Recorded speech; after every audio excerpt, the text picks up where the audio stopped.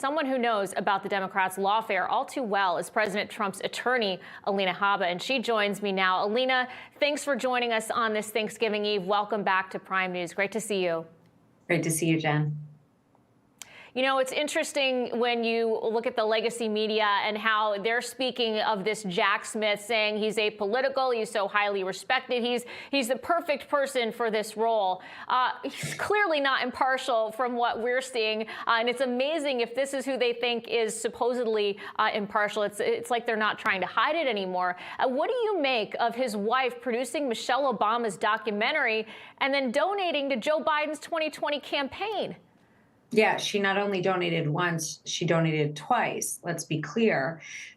This is a typical move by the Democratic Party. So what they do is they create a silo, or so they'll say, and they'll hire somebody who is as absolutely opportunistic as you could get. It's no different, and I said this the other night, but it's really no different than President Trump saying, Alina Habba, you're going to go interrogate Hillary Clinton.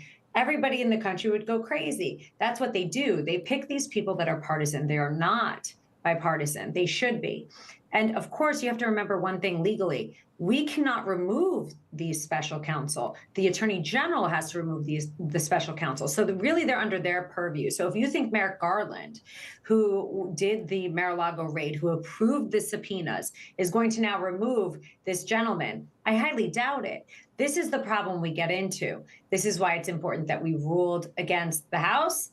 We voted against the House, and this is why 2024 is very important. We've got this guy, and I would really just, as a human being, like to know what the heck he is wearing in that picture. I'm sorry, Jen. I have seen that so many times. You know, Greg Kelly said the same thing on Twitter the other day. He said, "What the heck is that purple thing?" And it's what we're all thinking. I'm dying to know. But all I can tell you is this guy is not a good actor. He is not impartial, and it is a complete and utter politicization, as we've always seen, of the legal system. I can tell you as somebody who goes into court, Jen, and it's sad. I have to go into these court systems with these judges that are politically charged. It is not what I went to law school to do. People say, oh, Alina, you represent Donald Trump. You must be No, I'm not politically charged. I'm America charged. I am for this country. You can't go against one party or the other. I've argued things in the front of the Second Circuit in New York and won that are good for President Biden. I am for the Constitution. I am for this country. President Trump is for this country. But what they are doing right now is a weaponization. It cannot stand. It is not proper. I mean, the woman produced Michelle Obama's documentary. What else do we need to know, Jen? You can't make this up, Alina. I mean, it's just one witch hunt after another. Obviously, we've seen how this has all gone. They haven't been able to take Trump down because it seems, obviously, there's nothing to see here, folks. It's time for them to move on, but he's their favorite target. So how does this all play out? Because, you know, this seems like a massive waste of taxpayer dollars once again. You're right. And I really hope that the taxpayers themselves realize it. So if you're paying taxes every year, I want you to look at your quarterly tax bill. I want you to look at the price of your turkey. I want you to look at the price of your gas. And I want you to say to yourself, is my life better than it was 2 years ago? And what is this? You know what this is? This is all a gamesmanship that has no business in this country. We're paying for it.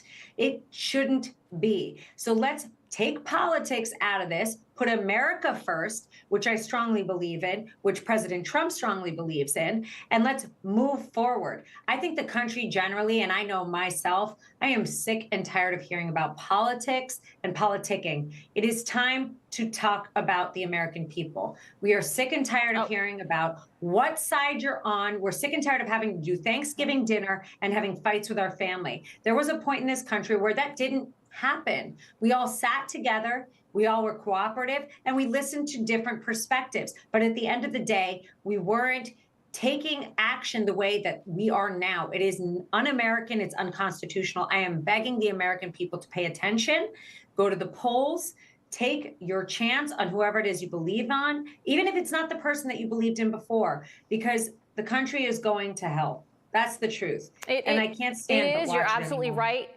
And I think, if anything, this is going to drive more people out there.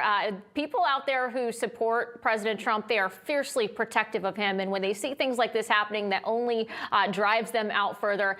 We only have about 30 seconds, Alina, but I'm sure you've spoken to the president. How's he doing right now amid all of this?